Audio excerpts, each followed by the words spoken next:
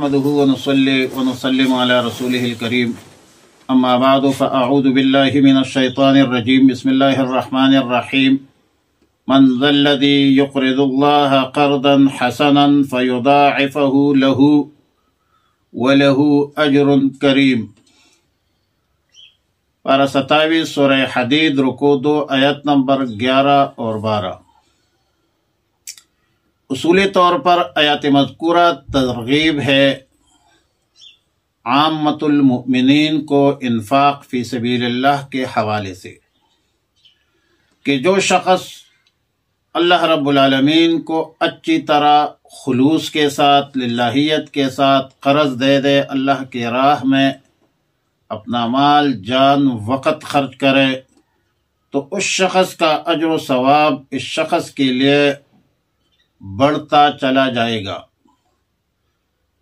مضاعفتاً ہوگا، دگنا کر دے گا اللہ رب العالمین اپنے فضل و کرم سے۔ مضاعفتاً مقدار بڑھانے کا بیان ہے،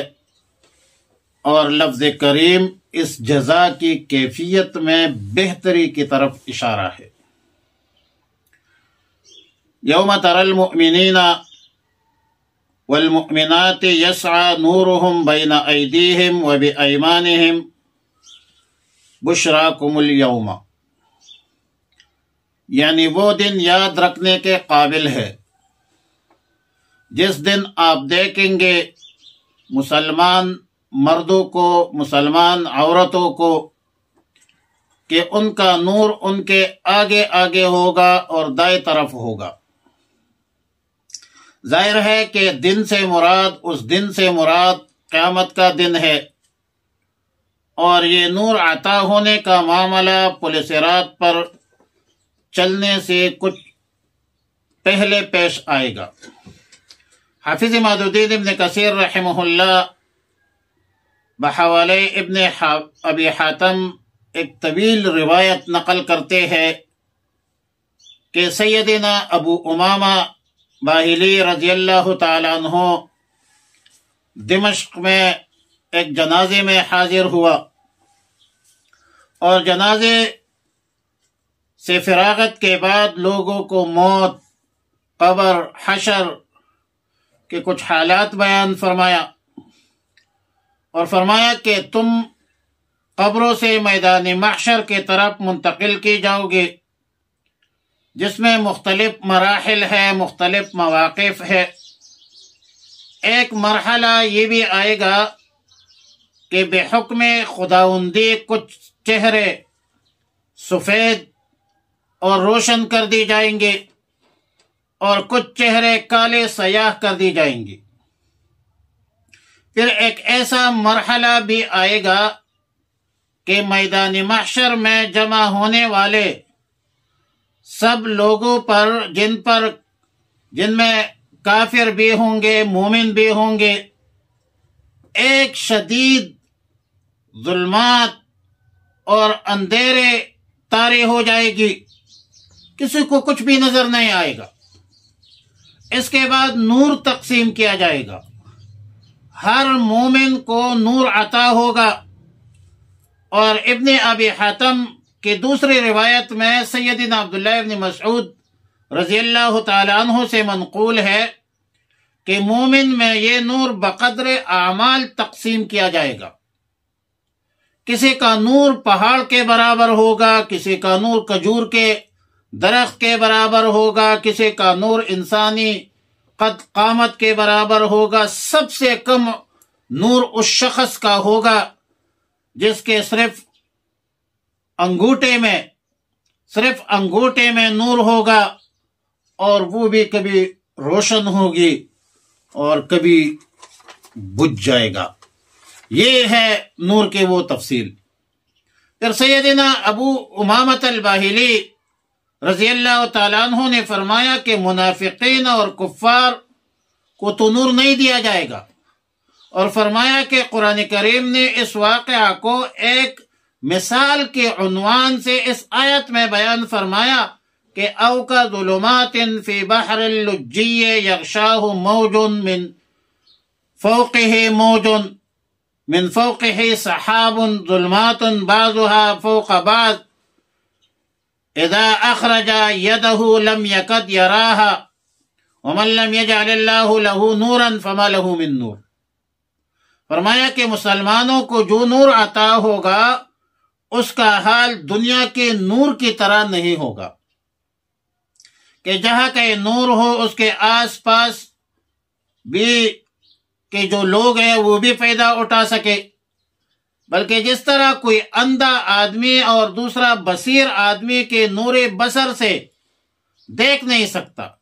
اس طرح مومنین کے اس نور سے کوئی کافر کوئی فاسق فائدہ نہیں اٹھا سکے گا۔ حضرت ابو امامہ باہلی رضی اللہ تعالیٰ عنہ کی اس حدیث سے معلوم ہوتا ہے کہ جس موقف پر ظلمت شدیدہ کے بعد اللہ تعالی کی طرف سے مومن مردوں مومن عورتوں میں نور تقسیم ہوگا، اسی وقت سے کافر اور منافق اس نور سے محروم رہیں گے، ان کو کسی قسم کا نور نہیں ملے گا۔ اور مگر طبرانی نے سیدنا عبداللہ ابن عباس رضی اللہ تعالی عنہما سے ایک مرفوع روایت نقل کی ہے کہ رسول اللہ صلی اللہ علیہ وسلم نے فرمایا کہ پل صراط کے پاس اللہ تعالی ہر مومن کو نور عطا فرمائیں گے، اور یہ کہ ہر منافق جو ہے ہر منافق کو بھی مگر جس وقت پل صراط پہنچ جائیں گے تو منافقین کا نور سلب کر دیا جائے گا، قضا فی تفسیر ابن کثیر۔ اسی روایت سے معلوم ہوتا ہے کہ منافقین کو ابتدا میں بھی نور دیا جائے گا، مگر پل صراط پہنچ کر یہ نور سلب کر دی جائے گی۔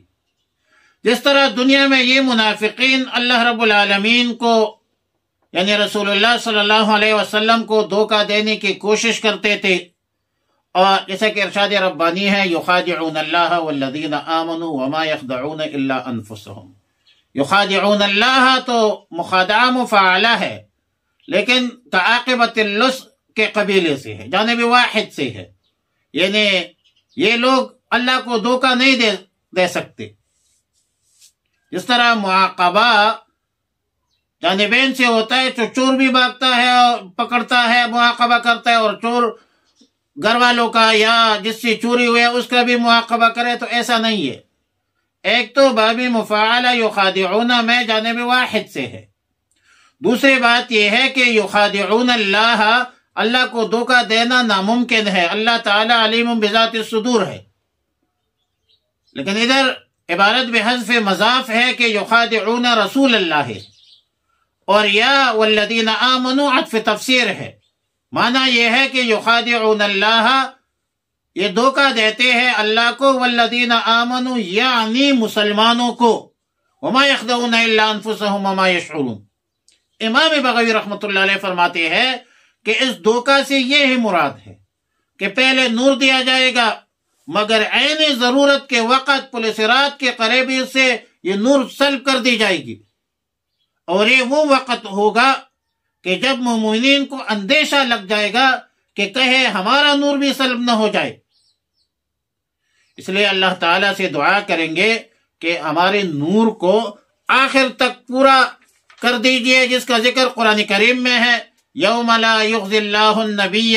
والذین آمنوا معه نورهم یسعى بین ایدیہم یقولون ربنا اتمم لنا نورنا۔ دعا کریں گے مومنین۔ اب سوال یہ ہے کہ میدان محشر میں نور اور ظلمات کے اسباب کیا ہے، کس وجوہات کی بنیاد پر مومنین کو نور کامل مل جاتی ہے؟ تو سیدنا ابو داود شریف میں ترمذی شریف میں سیدنا حضرت بریدہ رضی اللہ تعالیٰ عنہ، اور ابن ماجہ میں حضرت انس ابن مالک رضی اللہ تعالیٰ عنہ ایک مرفوع روایت نقل کرتے ہیں کہ رسول اللہ صلی اللہ علیہ وسلم نے فرمایا، خوشخبری سنا دو ان لوگوں کو جو اندھیری راتوں میں مسجد کی طرف جاتے ہیں تو قیامت کے دن مکمل نور ہوگی۔ مسند احمد میں حضرت عبداللہ ابن عمر رضی اللہ تعالی عنہما سے روایت ہے کہ رسول اللہ صلی اللہ علیہ وسلم نے فرمایا، من حافظ علی الصلوات کانت له نورا وبرهانا ونجاة يوم القيامة ومن لم يحافظ عليها لم يكن له نورا ولا برهانا ولا نجاة وكان يوم القيامة مع قارون وهامان وفرعون۔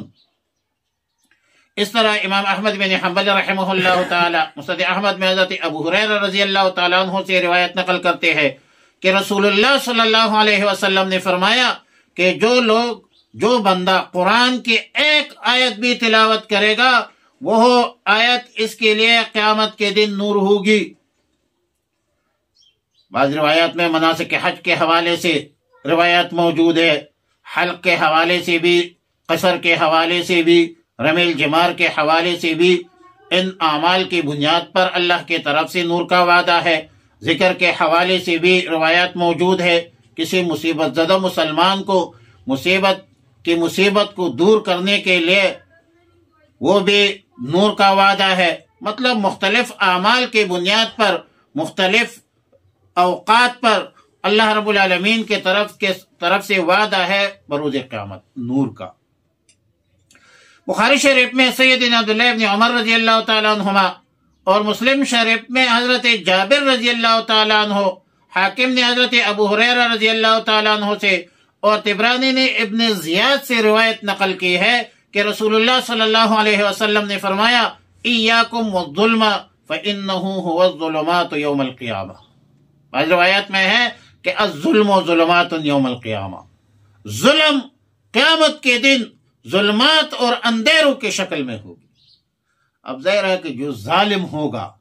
اس کو نور میسر نہیں ہوگی، مہیا نہیں ہوگی۔ تو دنیا میں ظلم سے بچنا چاہیے، اعمال صالحہ اختیار کرنا چاہیے، اور یہ اعمال صالحہ جو مسلمانوں کو مومنات کو نور ملے گی بروز قیامت پل صراط سے پہلے، وہ جو نور ہوگی، روشنی ہوگی، وہ ایمان اور اعمال کی، ایمان کامل اور اعمال صالحہ کی بنیاد پر وہ نور ملے گی۔ من ذا الذی، کون ہے جو قرض دے اللہ، یقرض اللہ، جو قرض دے اللہ کو، قرضا حسنا، قرض حسنا اچھا قرض، فیضاعفہ لہ، پھر وہ دگنا کرے اس کو اس کے لیے، ولہ اجر کریم، اور اس کے لیے اجر ہے بڑا عمدہ، کریم بڑا عمدہ۔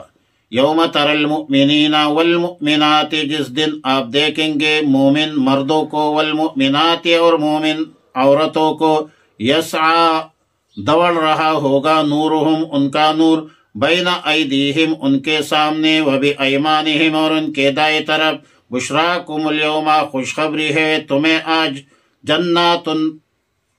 ایسے باغوں کی تجری جو بہہ کے چلتی ہے، من تحتہا اس کے نیچے، الانہار نہریں، خالدین فیہا ہمیشہ رہیں گے وہ ان میں، ذالک هو الفوز العظیم، ذالک هو الفوز العظیم، یہی ہے وہ کامیابی، یہی وہ بڑی کامیابی ہے، اور یقیناً بہت بڑی کامیابی ہے جس کو اللہ رب العالمین نور میسر کرے، اللہ رب العالمین نور دے۔ لیکن انسان کو بھی کچھ نہ کچھ کرنا تو چاہیے، اعمال اختیار کرنا چاہیے، ایمان اعتقاد مضبوط رکھنا چاہیے۔ اللہم ربنا تقبل منا انک انت السمیع العلیم وتب علینا یا مولانا انک انت التواب الرحیم، استغفر اللہ ربی من کل ذنب واتوب الیہ، صلی اللہ تعالی علی خیر